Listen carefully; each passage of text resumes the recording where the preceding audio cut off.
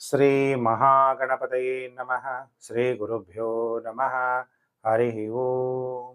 ಓಂ ನಮಃ ಶಿವಾಯ. ಪ್ರಿಯ ವೀಕ್ಷಕರೇ, ಮೀನರಾಶಿ ಮಾರ್ಚ್ 2026 ತಿಂಗಳ ಭವಿಷ್ಯ ಕಾರ್ಯಕ್ರಮಕ್ಕೆ ನಿಮಗೆಲ್ಲ ಹಾರ್ದಿಕ ಸ್ವಾಗತ.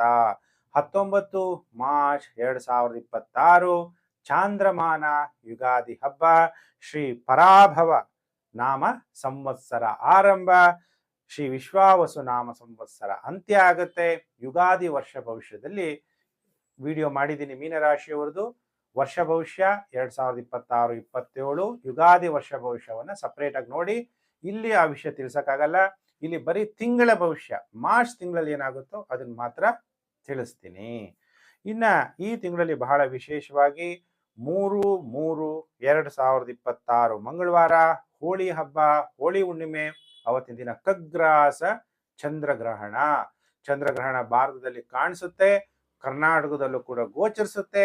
ಯಾವ ಜಿಲ್ಲೆಯಲ್ಲಿ ಎಷ್ಟು ಗಂಟೆಗೆ ಗೋಚರಿಸುತ್ತೆ, ನೀವು ಎಷ್ಟು ಸಮಯ ಚಂದ್ರಗ್ರಹಣ ನೋಡ್ಬೋದು ಅನ್ನೋದನ್ನ ಸಪ್ರೇಟ್ ವಿಡಿಯೋ ಮಾಡಿದ್ದೀನಿ, ನೀವು ಅಲ್ಲಿ ನೋಡಿ.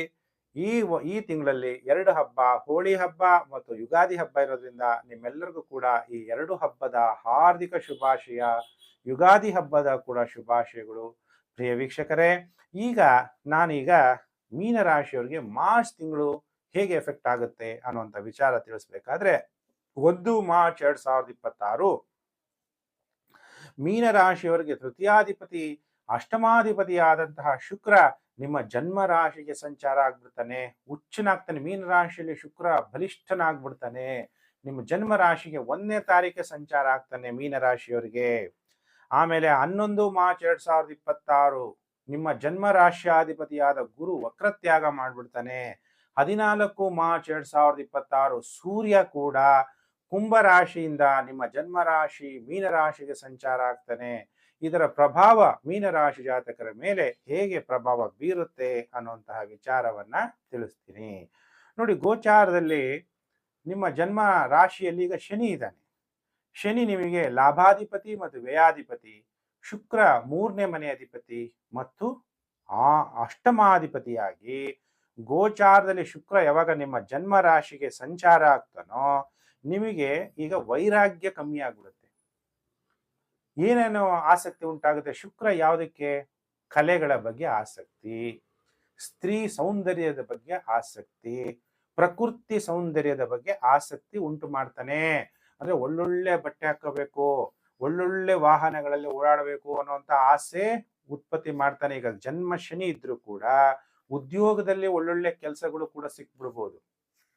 ಅದರಲ್ಲೂ ಎಂತಹ ಒಳ್ಳೆ ಬಟ್ಟೆ ವ್ಯಾಪಾರಸ್ಥರಿಗೆ ಒಳ್ಳೆ ಲಾಭ, ಅದರಲ್ಲೂ ಸ್ತ್ರೀಯರು ರೇಷ್ಮೆ ಸೀರೆಗಳು, ಕಾಂಚಿ ಸೀರೆ, ಅದು ಇದೆಲ್ಲ ಇದೆಯಲ್ಲ, ಈ ತರ ಸೀರೆ ವ್ಯಾಪಾರಗಳಿಗೆ ಒಳ್ಳೆ ಲಾಭ ಉಂಟಾಗುತ್ತೆ. ವಿದ್ಯೆಯಲ್ಲಿ ಆಸಕ್ತಿ ಹೆಚ್ಚಾಗುತ್ತೆ. ಮದ್ಯ ವ್ಯಾಪಾರಸ್ಥರಿಗೆ ಹೆಚ್ಚು ಲಾಭ. ದ್ರವ್ಯ, ಪೆಟ್ರೋಲ್, ಡೀಸೆಲ್, ಆಯಿಲ್ ವ್ಯಾಪಾರದಲ್ಲೂ ಕೂಡ ಹೆಚ್ಚು ಲಾಭ ಆಗುತ್ತೆ.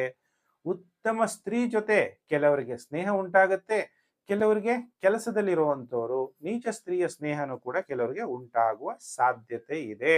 ಶುಕ್ರನು ನಿಮಗೆ ಧನವಂತನನ್ನಾಗಿ ಮಾಡ್ತಾನೆ, ಉಚ್ಚನಾದಂತಹ ಶುಕ್ರ. ಅದಕ್ಕೆ ಅದಕ್ಕೆ ಹೇಗೆ ಅಂತ ನಾವು ರಿಲೇಟ್ ಮಾಡಬೇಕು ಅಂದ್ರೆ, ನಿಮ್ಮ ಜಾತಕದಲ್ಲಿ ದಶಾಭುಕ್ತಿ ಇಂಪಾರ್ಟೆಂಟು, ಅದ್ರ ಜೊತೆಗೆ ಶುಕ್ರ ಎಷ್ಟು ಬಿಂದುಗಳನ್ನ ಕೊಟ್ಟಿದ್ದಾನೆ ಅನ್ನೋದು ಇಂಪಾರ್ಟೆಂಟು, ನಿಮ್ಮ ಜಾತಕದಲ್ಲಿ ಶುಕ್ರನ ಸ್ಥಿತಿ ಹೇಗಿದೆ ಅನ್ನೋದು ಕೂಡ ಬಹಳ ಇಂಪಾರ್ಟೆಂಟ್ ಆಗಿರುತ್ತೆ. ಅದು ನಿಮ್ಮ ಜನ್ಮ ಜಾತಕ ನೋಡಿದಾಗ ಇನ್ನೂ ಚೆನ್ನಾಗಿ ನಿಮಗೆ ಶುಕ್ರನ ಫಲಗಳನ್ನ ತಿಳಿಸ್ಬೋದು. ಶುಕ್ರ ಇವೆಲ್ಲ ಮೀನರಾಶಿಯವರಿಗೆ ಶುಭ ಫಲಗಳನ್ನ ಕೊಡ್ತಾ ಹೋಗ್ತಾನೆ. ಸಕಲ ಸುಖ ಭೋಗಕಾರಕನಾದಂತಹ ಶುಕ್ರ ನಿಮ್ಮ ಜನ್ಮ ರಾಶಿಗೆ ಬಂದಾಗ ನಿಮಗೆ ಆಸೆ ಅನ್ನೋದು ಉದ್ಭವ ಆಗತ್ತೆ. ತನ್ನ ಸುಖಕ್ಕಾಗಿ ಹಣವನ್ನ ಖರ್ಚು ಮಾಡುವಂತ ಸಾಧ್ಯತೆ ಇದೆ ಶುಕ್ರ ಜನ್ಮ ರಾಶಿಗೆ ಬಂದಾಗ. ಹಾಗಾದ್ರೆ ಬುಧ ವ್ಯಯಭಾವ, ಕುಜ ವ್ಯಯಭಾವ, 14ನೇ ತಾರೀಕು ಸೂರ್ಯ ಕೂಡ ನಿಮ್ಮ ಜನ್ಮ ರಾಶಿಗೆ ಬಂದಾಗ ಆರೋಗ್ಯ ಆಸೆ ಇರುತ್ತೆ.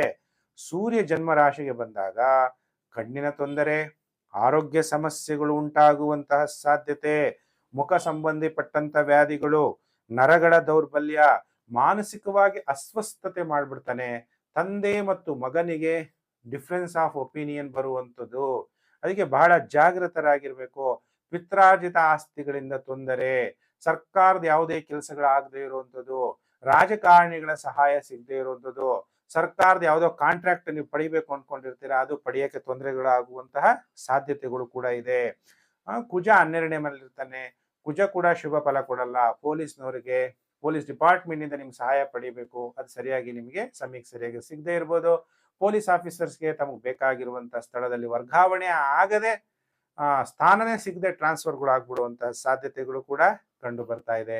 ಬುಧ 12ನೇ ಮನೆಯಿಂದ ಜನಗಳ ಸಹಾಯ, ಸೋದರ ಮಾವನ ಸಹಾಯ ಕೂಡ ಸರಿಯಾಗಿ ಪ್ರಾಪ್ತಿ ಆಗಲ್ಲ.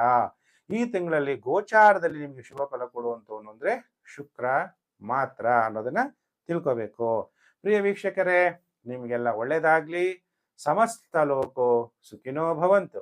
ವಿಡಿಯೋನ ಶೇರ್ ಮಾಡಿ. Facebook, WhatsApp group, Telegram group ಎಲ್ಲೆಲ್ಲ ಇದ್ದೀರಾ ಅಲ್ಲೆಲ್ಲ ಶೇರ್ ಮಾಡಿ ಅಂತ ನಿಮ್ಮನ್ನ ರಿಕ್ವೆಸ್ಟ್ ಮಾಡ್ತಾ, ಸರ್ವಸ್ಯ ಲೋಚನಂ ಶಾಸ್ತ್ರಂ, ಕತ್ಲರಿಗೆ ಬೆಳಕನ್ನ ತೋರಿಸಿ.